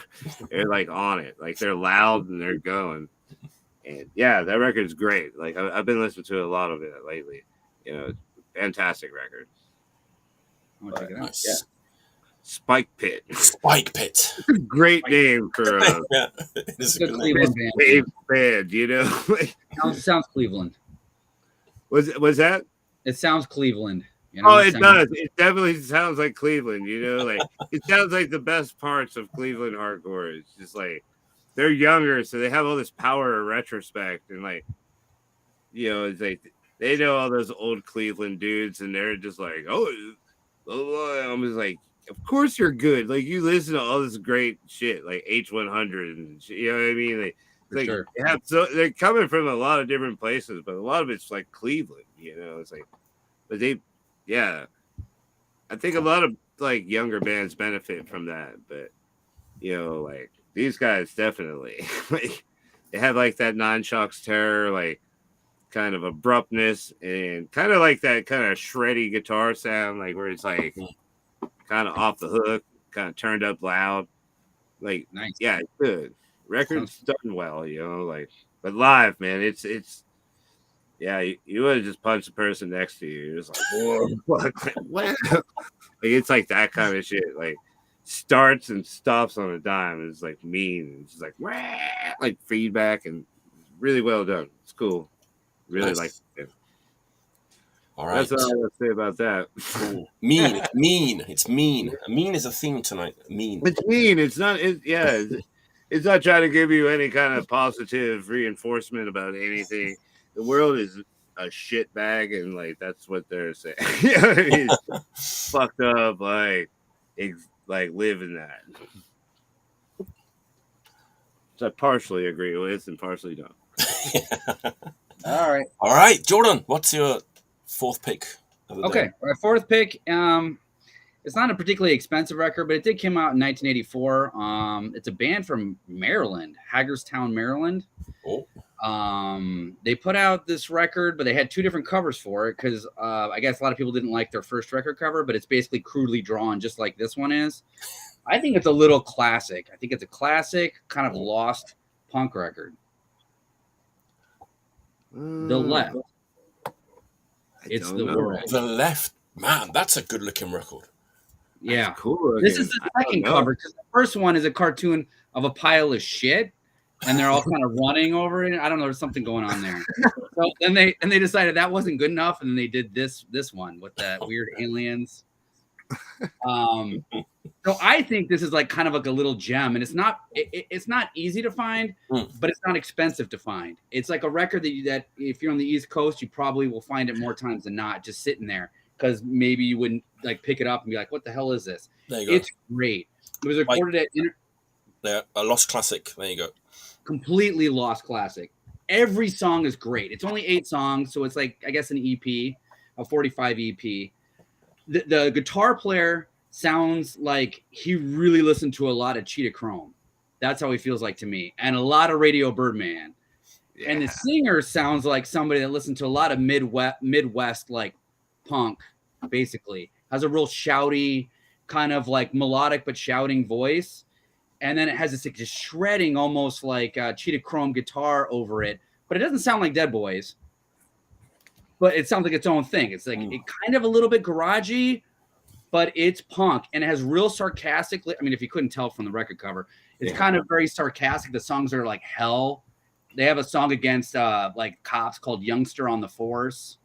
They have a song called Fuck It. Because why not? Fuck it.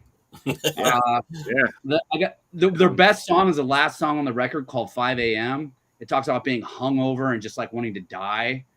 And it's a great record. It came out in '84 on Bonafide Records, out of Red Lion, Pennsylvania. Do you guys know where Red Lion is?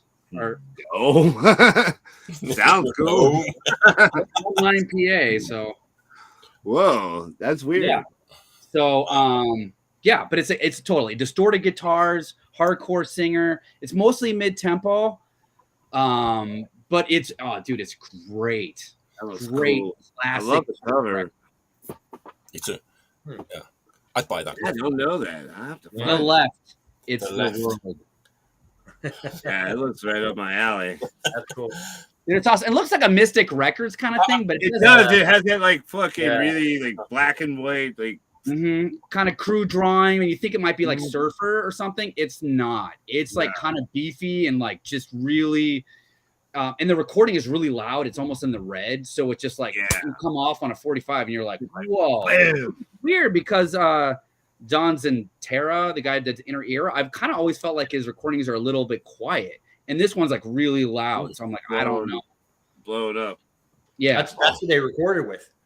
yeah, that's how they recorded. Wow. Yeah. He did all like the old Discord stuff. Yeah. Yeah. I mean, like in back then, I'm Jaeger sure sounds really like, close to DC. you I could think. drive the hell out of tapes. It's you like know an what I mean? hour from DC. I looked it up, about an hour and a half. So I think they played in DC, obviously, but like, I don't know. I couldn't find that much info, Yeah. really honestly about them, except for that they have another 12-inch, and then they put out a CD in the 90s, putting both of them together.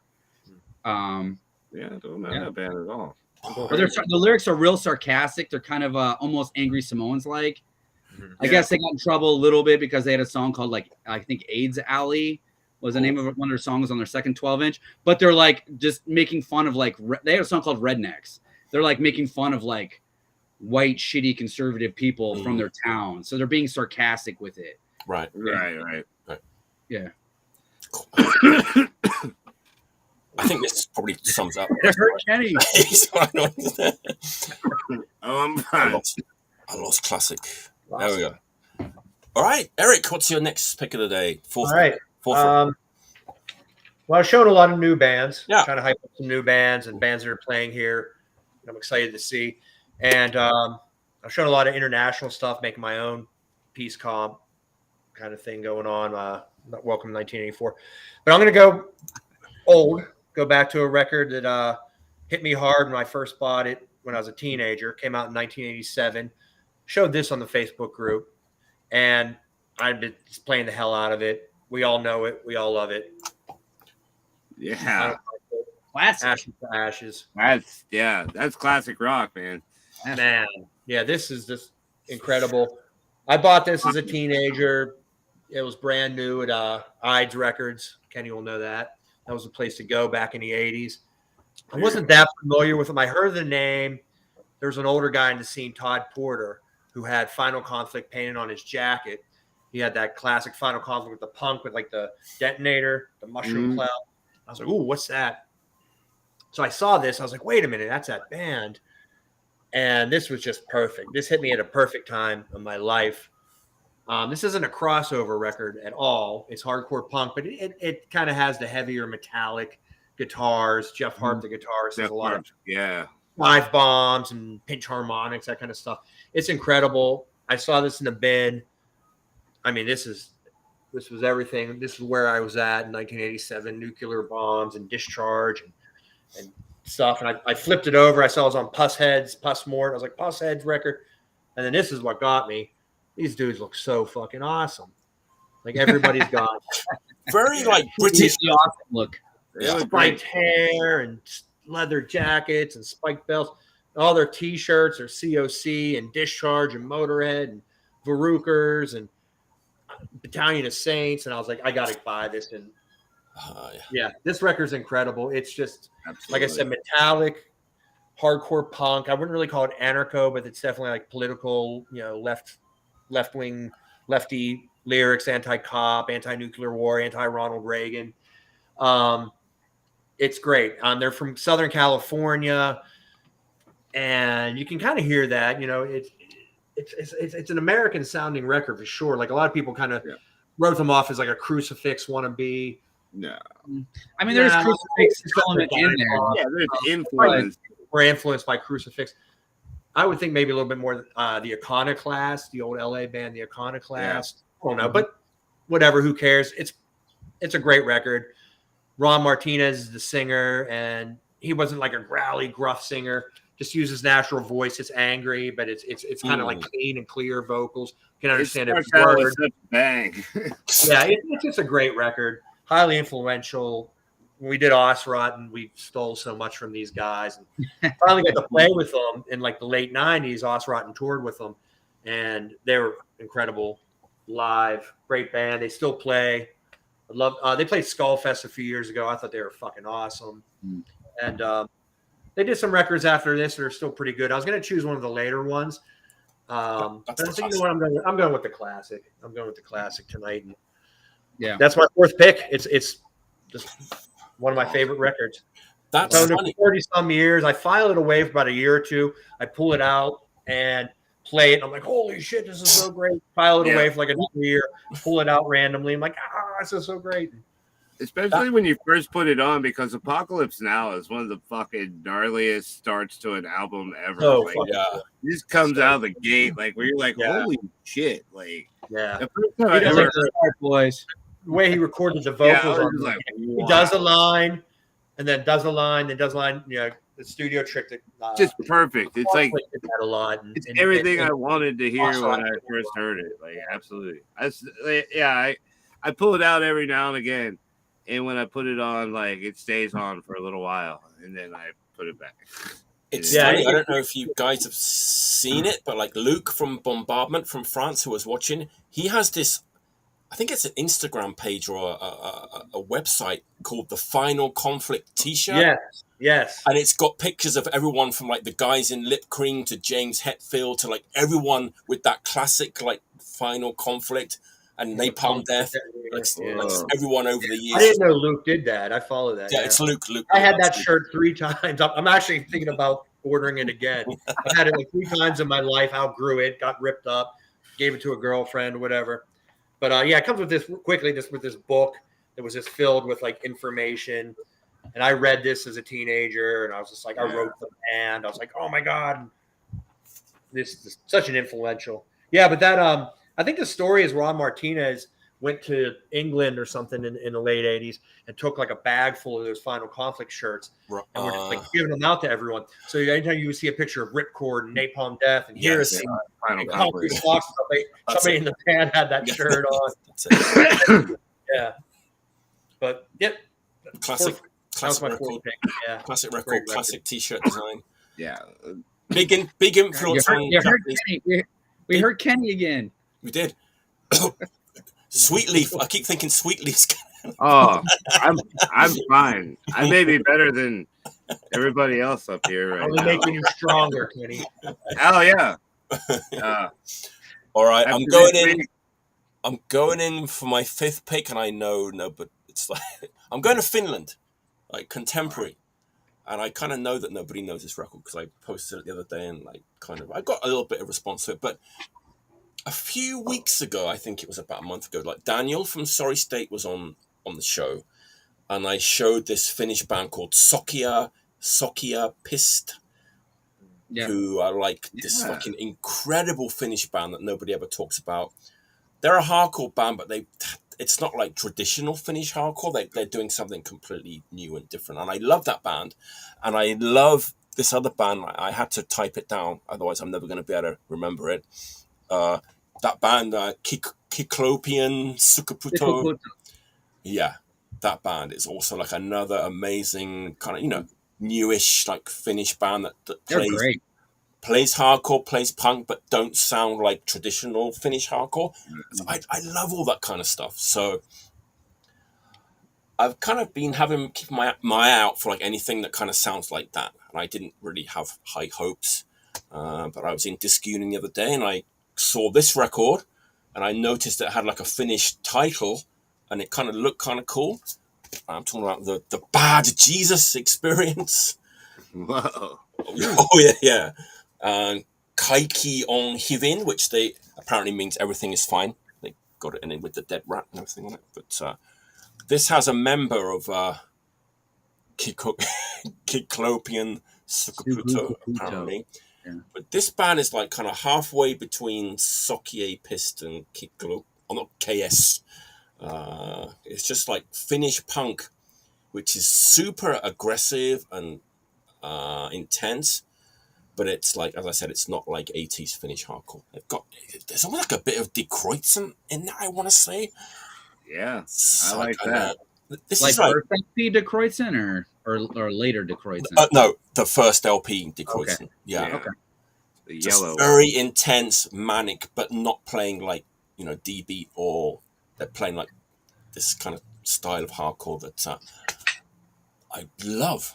So I was really happy to get this, and they've got like 5 LPs out, but like the other 4 are on the 10-inch format. Like this is the only LP they have that's on. Like, 10 inches. Yeah, I don't know why they did that. It's kind of interesting, I guess, but and I don't.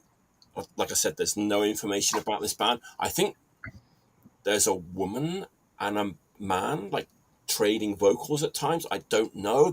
I couldn't find out anything about this band. If anyone watching knows anything about like the Bad Jesus Experience, let us know, because this is a fucking great record. I like the name. It's great. I just like the look of the record, and I do too. Like it's cool, right? I have to check that out. And I don't know, like if anybody knows about this band, but no, underrated, overlooked, just even more so than like Socialised who were a fucking amazing band, like in my opinion. So everyone check out Bad Jesus Experience. Yeah. Oh, and it's on a bunch of labels, and my eyes are so bad that I can't even read any of the names of the labels. Anyone see these? Here you go. It's like there's the names of the. I've had all that space. Yeah. Vapaa, Paiva. Yeah, it's a bunch of like Finnish labels, but I love this stuff. It's like weird, like Finnish hardcore punk. Do you like Hero Dishonest? I've never heard them, to be honest with you. They're good. Yeah, okay, I like that band. You might be in. Is it in this kind of ballpark? The kind of. I would think it would be. Yeah. Oh yeah, cool. It's really weird hardcore, but also very driving. But I like that band a lot, actually. Like, it's funny because they're interesting as hell. Like their riffs are cool. Like it goes. It's funny because when I showed the like Socialised record like a month ago, like Daniel, he was the only one. He was like, he got like super animated and super excited because he loves that band too. And he's like, yeah, fuck man, like nobody ever talks about that band. And this is kind of in that same ballpark. You got me curious. I mean, I would. Okay, I want to kind of make a disclaimer here, a little bit, not a disclaimer, but like, maybe sometimes like I get very, very excited about a record and people might be disappointed. They might not share my excitement. But I think this is a good record. It happens, right? We get excited. Right? We're passionate. That's my wife. I'm just like, yo. She's like, I don't fucking care. Like, I kept thinking if every week I keep telling people about how this record is amazing, and then like none of them are. Do you know what I mean? I'm definitely gonna look that up and listen to it. Yeah, I like the way it looks. Like, if it's like weird. I looks like weird. Yeah, it pinpoint it, you know. But it's like super intense. It's really aggressive and like intense. I'm good with that. Like, I like that. Post punk, nothing like that. It's hardcore, but like in that weird way. Mm-hmm. That's my last pick of the day. It's Bad Jesus Experience from Finland. There you go. I got a crazy last one. All right. Well, it's kind of cheating because it's like one of those records. So You don't. it's the move, and Oh. in the same LP, it's Shazam. So Oh it's my a God. double release Move LP. You were there when I bought it from Mikey. Yeah, I remember. When Pam was sleeping on records, I'm like, I got to buy that Evo record though. Oh yeah, but this record, like, okay, Shazam. First of all, I'm terrible at this. There you go. Here, God, if you are great going to show what I guitar think you might show, I'm going to like jump out of my seat. Is that your pick? this is my pick. Okay. You said you were cheating, so I thought you might be like Well, there's lead two into another one. LPs. The very first LP. Okay. So it's like one of those double releases, Right, you know? gotcha. But Shazam, I've been listening to a lot of because the guitar playing is great on that. The songwriting's amazing. Like, I like this era, 1970s British, kind of coming out of the psychedelic era, kind of weird in the places it needs to be weird, but like really interesting music. It's not like the typical like Led Zeppelin, Deep Purple, Black Sabbath things of that time. It's kind of it has a different feel to it. I always like the Move. The earliest Move stuff I really liked. They were doing Birds covers and stuff like that. You know, you're more of like a British Nuggets band than they were like you know what I mean? Like, and this is definitely like 70s rock and roll, or like the advent of 70s rock and roll, where it's kind of like underproduced. It has a lot going on. It's pretty damn proficient though, you know, compared to a lot of the bands. Like I think they're an underrated British band of their time. Like the Move definitely. Roy Wood, man, genius. Yeah, Roy. Yeah, total genius. I mean, and you had tons of people move through that band too. They were incredible musicians. Yeah. The reason I said what I was going to say is I just got this other record that was actually in my stack, and I switched it out for Bad Jesus Experience. Fair enough. I'm not going to go down on my knees and pick it out, but it's that fucking Wizard album, Wizard Brew, which it's like blowing my mind. It's a crazy record. It is crazy. I don't know. Like I like that period of British rock music because, like, I've always been a fan of British invasion music. Like, I think the Kinks are one of the greatest fucking bands to ever exist. Like, hands down, like, no bullshit about that. Like, the Kinks were better than everybody for a long time, like, writing wise. I mean, Arthur is one of the most punk albums in the world. Like, that album is so punk rock and critical of shit that needs to be criticized. You know, it's a great fucking record. And, like, but you also had, like, I love the Small Faces, and I love, like, that whole scene, like, you know what I mean? And then what it turned into is, like, you had, like, Humble Pie, which was a great rock and roll band, and you had, like, The Faces with Rod Stewart, or you had Jeff Beck Group, and, like, all that stuff was cool. And then you had other bands, like, in America, you had, like, Cactus and all this stuff. You know what I mean? But, like, the Move gets lost in all that, like, kind of hard rock thing, you know? Yeah, I think so. I agree. You know what I mean? But, like, if you listen to those records, like they're if you like the Groundhogs, like you'll like the Move for the same reason or something, because they're not really like trying to make pop records. They're trying to like make like records that you can't.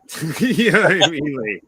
Like they're really like they sound like themselves. Like there's like I listen to a lot of stuff, and I'm always like, well, I kind of lump music together. I'm like, well, it sounds like this, or it sounds like this. And you can kind of like make like a category in your brain of it. And like the Move, I'm just like, yeah, that just sounds like the Move. Like that, there's nothing else that sounds like it. It's like really weird, it like has like a intangible quality to it, but yeah, I was lucky to find this. That's cool, man. I could go on about Roy Wood for a while because he's had a hand in a whole bunch of other stuff as well. Like, he wrote a lot of songs for other people too. Yeah, he did. Yeah. On that Knuckle Girls comp that I showed, he wrote a song on there, and like just great. Good comp. great Yeah. songwriter, and obviously the early ELO stuff as well. Yeah, that stuff is amazing. Yeah, I forgot he was in early. ELO, yeah, the first. Yeah, it's like I don't want. Like Keyboards. first of all, like I don't want to be an ELO or like, especially not Steely Dan because I hate Steely Dan. If you ever saw me punch an old man, it would be like fucking. No, it would either be Phil Collins or it would be like, you know, and I love early Genesis until they gave him a microphone. And I'm like, fuck you. Give me the guy who dresses like a tree. Like, that's what I want out of this. Like, I don't need Phil Collins. He thought he was in Coffin, didn't he? He was trying to copy. Yeah, he probably did. He's very confident. Actually, we shouldn't say the words Phil Collins and Coffin in the same sentence. Phil Coffin. Phil Coffin. All right, some grindcore band's gonna do that now. Make some 40 records. All right, all right. So I'm gonna give you guys a choice. Should I do the record that I've actually been listening to the most, or do I do a newer record that I also have been listening to? A bit, but not as much as the record I've been listening to the most. And the one I've been listening to the most is. That's a difficult question at this stage of the game. Let's go with the new one. Okay. And if we have time, you can show the other one as well. I'll flash. I don't need to even talk about it. So, I really like this 10-inch. I know we were bagging on 10 inches, which this is actually also, I believe, a 7-inch. I really like this band. It's a Chicago band. Has members of various bands in Chicago in it. It's kind of an oi hardcore band. Kind of reminds me a little bit of Criminal Damage, just because it kind of has kind of like a darker guitar sound. Yeah. And they do a killer. It's only 3 songs, but they do an absolute awesome cover of Tonight by the Go-Go's. That's like dark and haunting, and it's awesome. But all 3 songs are great. The first 2 songs, it's kind of like a gruff, like oi vocal. It's got Ian, who does a bunch of bands like War Effort, and I mean he's in a bunch of different bands in Chicago. It's too long to even name. But a bunch of Chicago people. They got a White Sox flag in it, so I like that. It's a great. It has a little Criminal Damage, a little oi. It's great. I love it. It came out last year. I think this might be sold out, but they have a new EP coming out. And Warthog Speak, who I had mentioned about the record last time, has copies of it. So if you're interested, don't have this, which is awesome. You can get that. But this is mid-tempo, hardcore with oi, kind of dark sounds, you know, a little bit like driving, kind of like Criminal Damage. So, but it's not a copy of that either. So. Someone just mentioned that record to me. They're like, have you heard that? And I was like, I haven't. Like, all right, it is a single-sided 10-inch, and it's worth showing because it looks cool. Etching? Yeah, it has a. That's like been a thing lately. Oh, that's dope. All right, sign me up. That's cool. I mean, it makes it more expensive than it probably needs to be for a 3-song record. Sure it does. But it's Bridging Electricity by Lost Legion. And I swear to God, the cover, Christine from Daylight Robbery and also in a couple other bands in Chicago. Right now I'm drawing a blank. What other band? Anyway, she sings on the cover too, and it's so good. So good. Nice. So yeah, someone just mentioned that band to me. That's weird that you brought that one up. I was like, man, I gotta check it out. And this is the record I've actually been listening to the most. Ooh, yeah.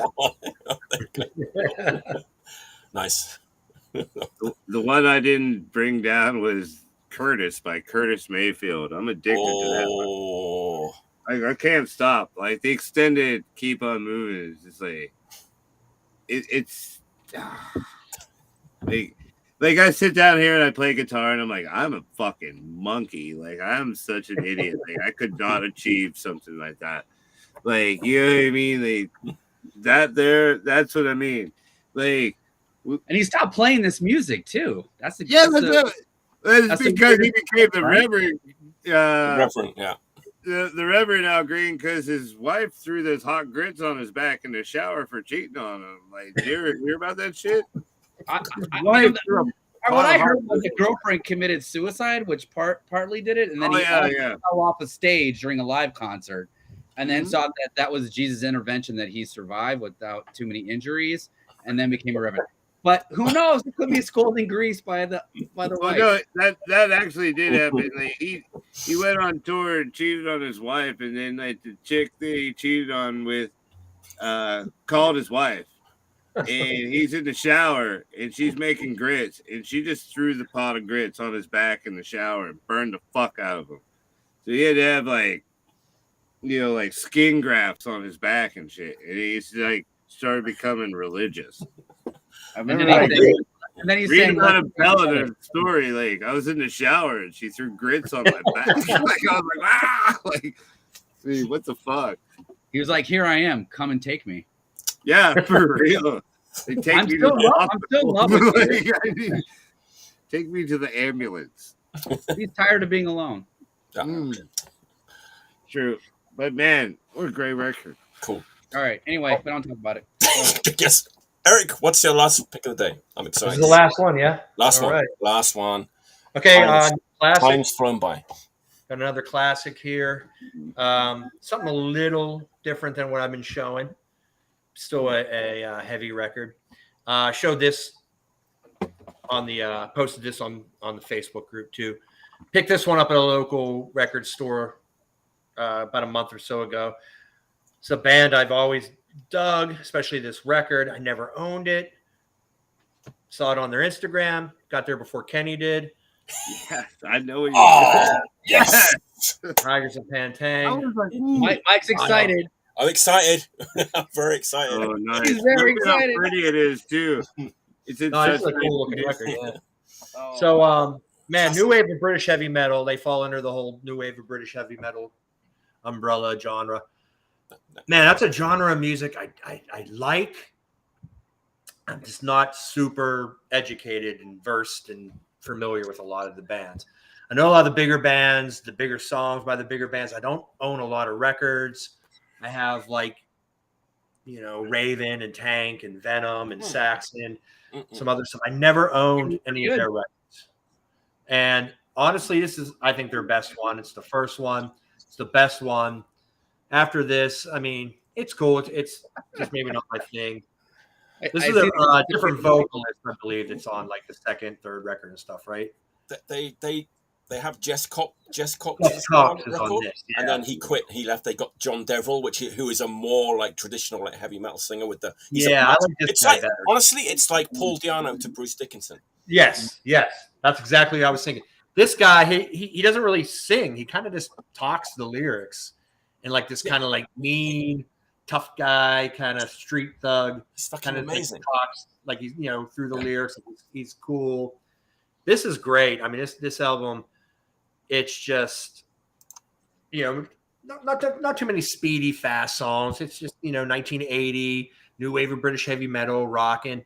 And I wanted to reference Status Quo that I was talking about earlier, because some of the songs, I can only imagine Status Quo had to be a huge influence. They have a little bit of that boogie in there. The boogie rock stuff going on, especially the second song here on first side, Slave to Freedom. Yeah.